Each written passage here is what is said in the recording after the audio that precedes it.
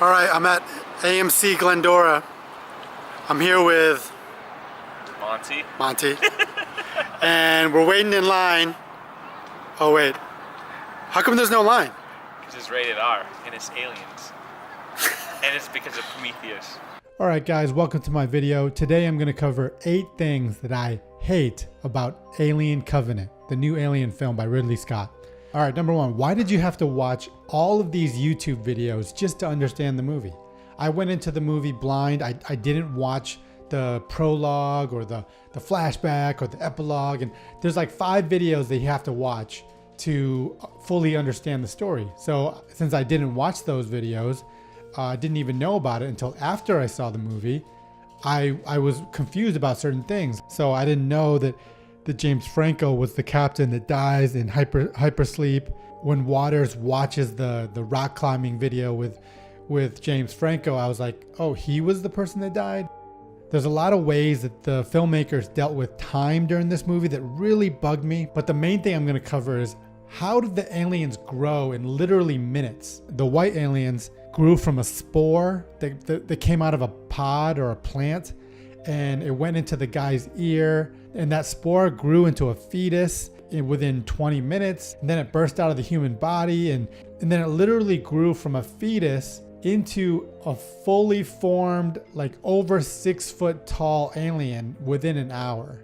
Literally every human in this entire film is stupid, like really dumb. If you track all of the decisions being made in the movie, starting with the second captain like deciding to go abandon their carefully thought out plan and going to this, basically freestyling and being like, oh, let's go check out this planet.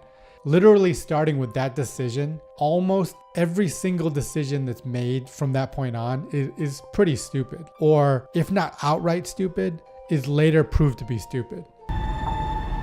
You sure about this, Captain? How do you mean? We don't know what the fuck's out there.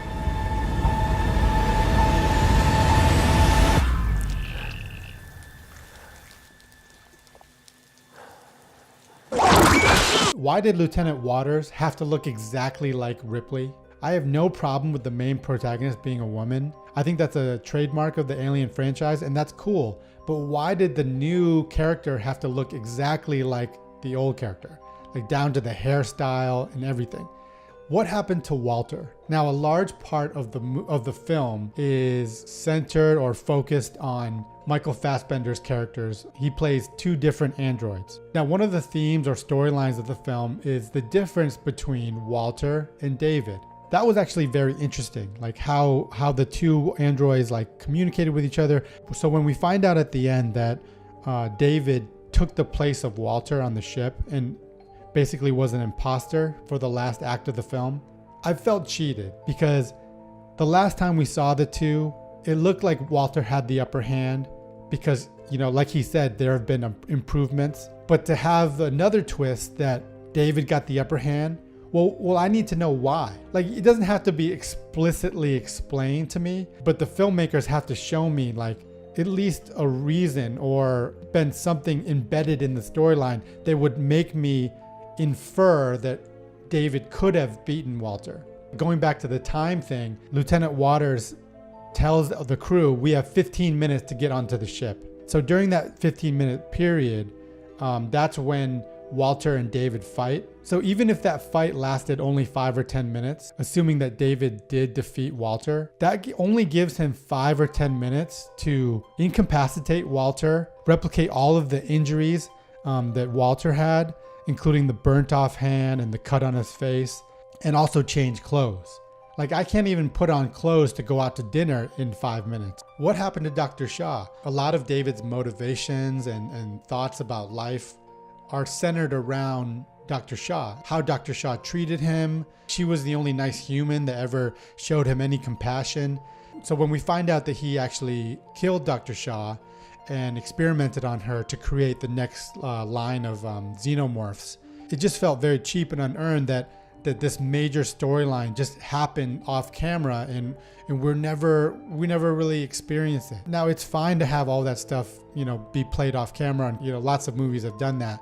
But because Dr. Shaw had a heavy influence on David in this storyline, it just felt like bad storytelling to me. Where are the rest of the engineers? We are shown a quick flashback showing that David killed all of the engineers. If the engineers are this vast, powerful society that had interstellar travel capabilities, you would think that there was more than one city of engineers on this planet.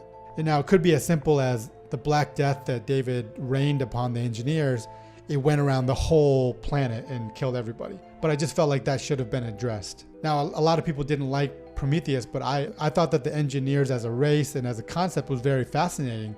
So to find out that they were just wiped out by one action by David, it just seems kind of like, again, unearned, and everything happens off camera and in a quick flashback, similar to the Dr. Shaw thing. Now, this brings me to the final and overarching problem that I had about Alien Covenant. Ridley Scott is a masterful filmmaker. He's a master filmmaker. It's a very rare breed. The visuals of the film are masterful, like just David Fincher-esque, incredibly detailed and beautifully shot. So why is the storytelling in Prometheus and Alien Covenant so frustratingly inconsistent? Why does the storytelling not match the level of the visuals? Ultimately, this is my number one takeaway from this film. Alright guys, if you like this video, please like, comment, and subscribe. And please let me know in the comment section below if you agree with my list, if you thought it was stupid, if you thought it was great. If you have other things that you hated about the film, put those in the comment section below. Check out my other video for the 8 things I loved about Alien Covenant. And as always, this is Cinema Heist, and stay tuned for more content.